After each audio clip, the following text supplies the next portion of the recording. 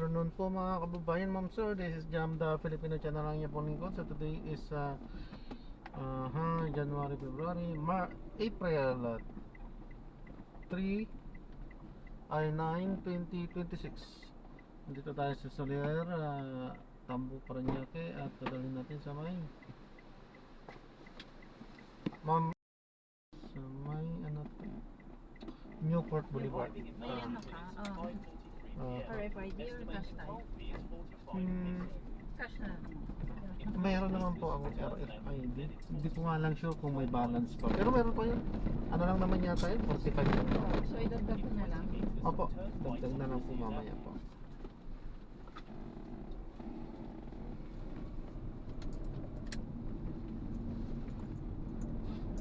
Continue straight at this traffic light.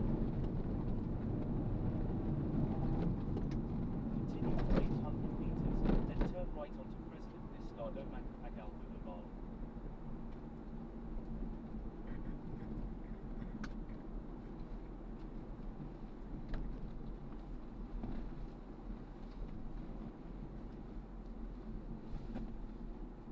Continue straight at this traffic light.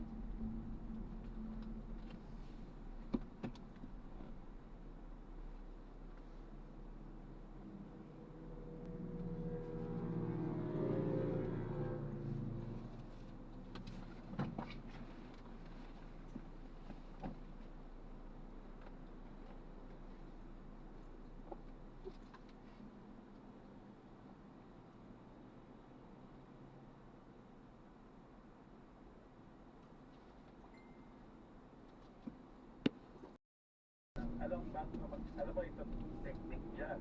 Bago ka magtanong ng witness, dapat alam mo na kung anong posisyon niya. At bago ka magtanong, dapat more or less, alam mo na ang sagot niya. Sa banda kung hindi mo alam ang sagot niya, nagsasama lang siya. Diba? Wala kung ano pa ang nangyari. At yun marahil yung naging trabaho ni Representative Jel Jokno. At hindi pa ba ako resist naman din niya. Nakausap ka rin. Nakausap sila. Maraming salamat po, Attorney Mel. Attorney Mel, thank you. Maraming kami natutunan sa'yo.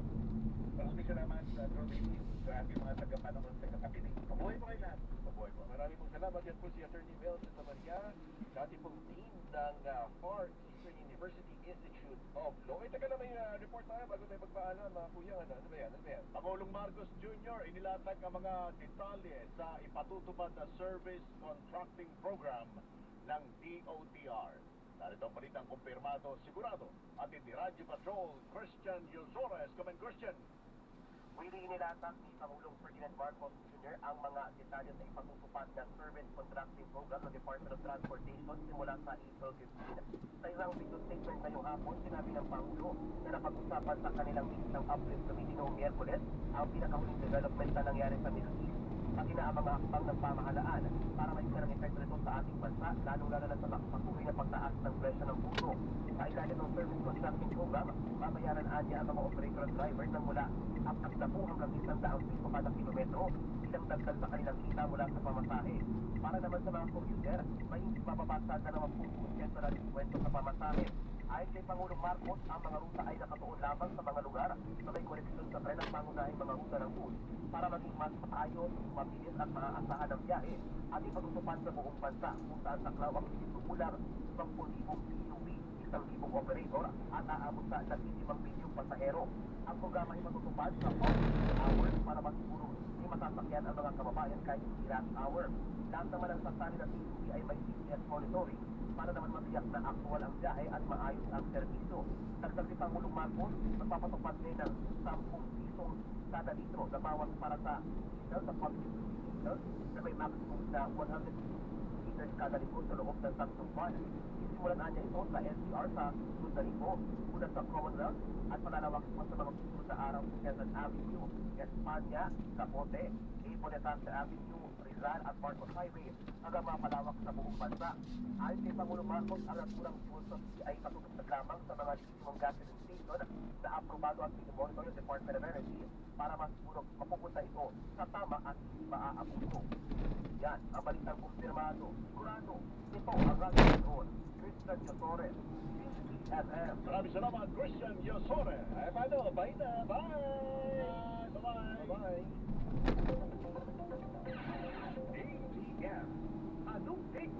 sa DZMM. Basta AM DZMM.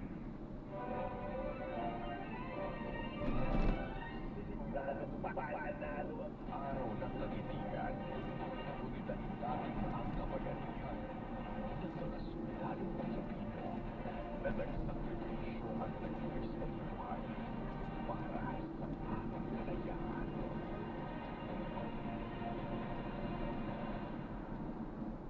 Ngayong summer, huwag kalimutan mag-ingat. Uminom ng maraming tubig kahit hindi nauuhaw. Iwasan ang direktang sikat ng araw mula alas 10 ng umaga hanggang alas 4 ng hapon. Magsuot ng magaan at preskong damit. Maglagay ng sunscreen na may SPF 30 pataas at mag-reapply kada 2 oras. Huwag mag-iwan ng bata o alagang hayop sa loob ng sasakyan.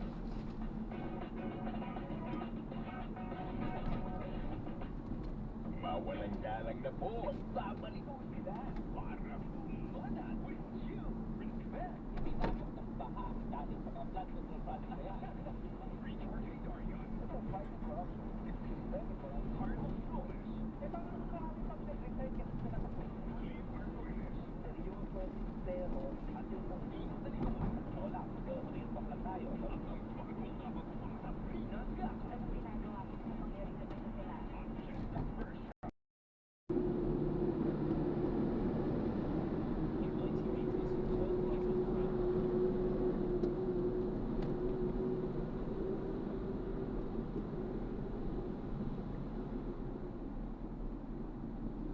In 300 meters, keep left at 4, then keep right at 4.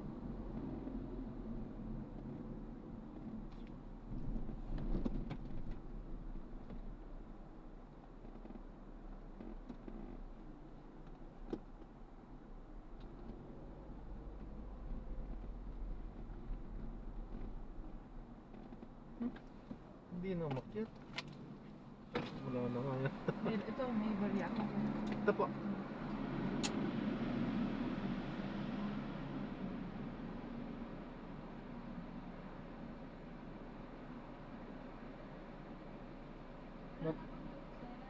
Wala na.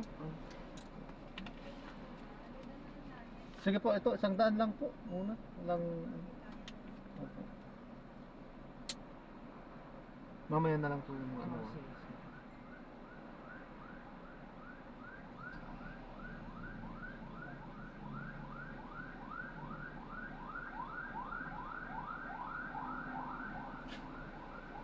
Sige po.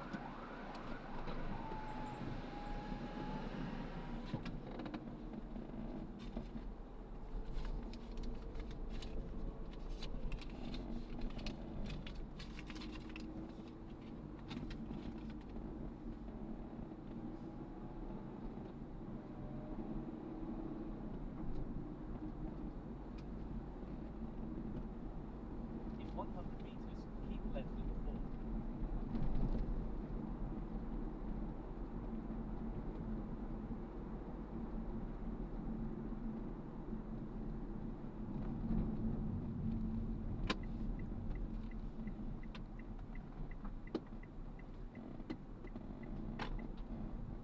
Keep right at 4 toward arrivals, parking. In 100 meters, keep left at 4, then in 40 meters, keep left. In 60 meters, turn right.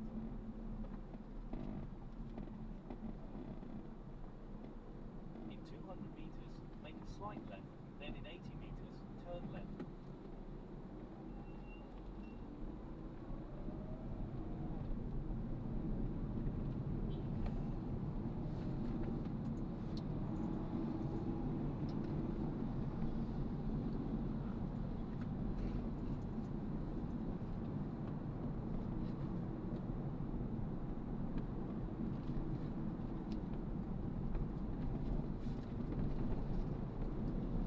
In 100 meters, make a slight left.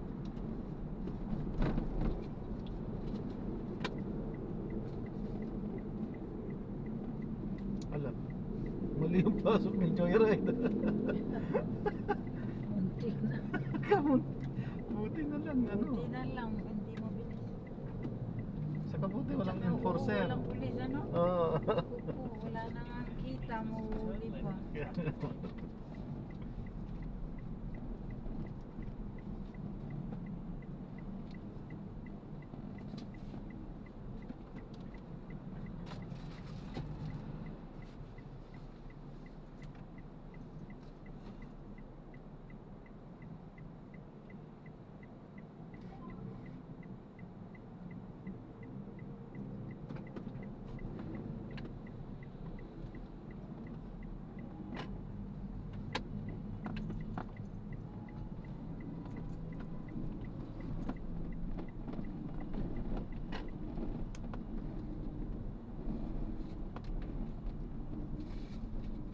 In 80 meters, turn right at the traffic light.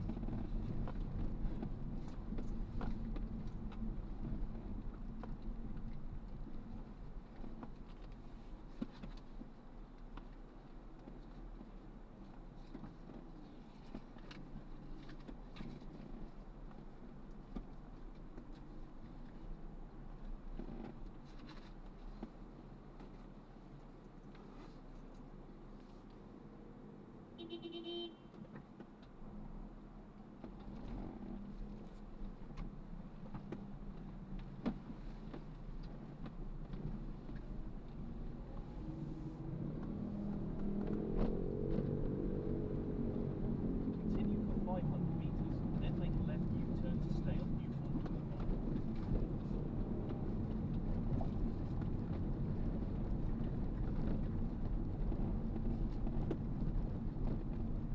Continue straight at the first traffic light. Then, in 200 meters, make a left U-turn. Nagbigay din po si Grab sa inyo ng ano, bigas. Kasi sabi ng mga kasama niya nun sa Baguio eh. Bigas? Wala. Wala. Sa Baguio, ayan yung mga taxi. Parang 2 weeks ago yata or last week. Hindi naman nagbibigay si Grab na. Ewan ko lang ha. Pero wala namang ano. May ano to, binibigay 10 sa- kilos yata yung Swerte yung mga nabigyan. In 100 meters, make a left U-turn to stay on Newport Boulevard. Baka hindi pang kalahatan kasi pagka ano kasi mini-message yan sa amin sa mismong page ng Grab. Pinapaalam yan sa amin.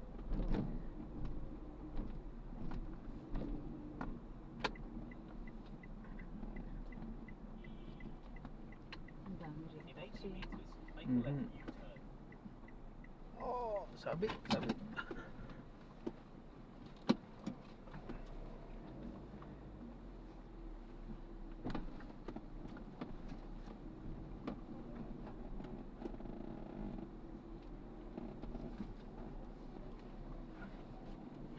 Tools.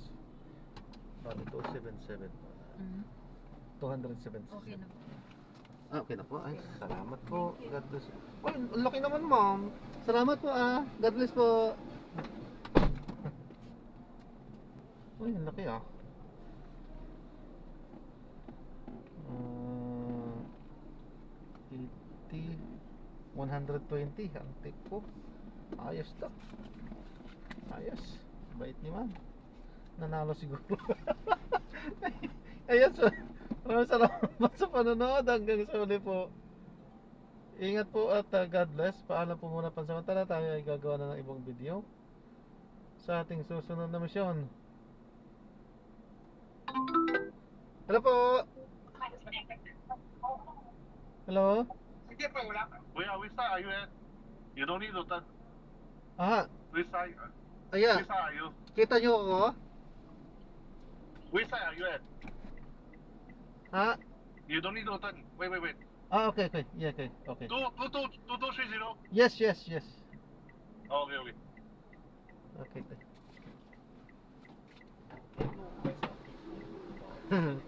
Okay, sir. Thank you.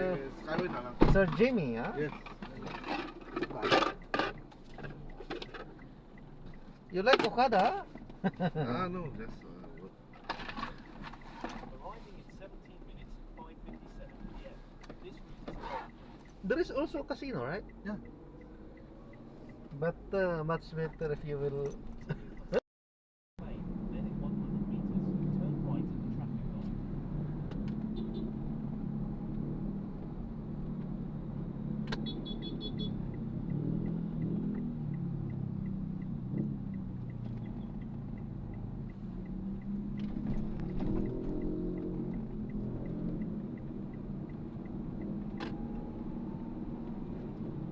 Continue for 600 meters, then keep left at the fourth onto NA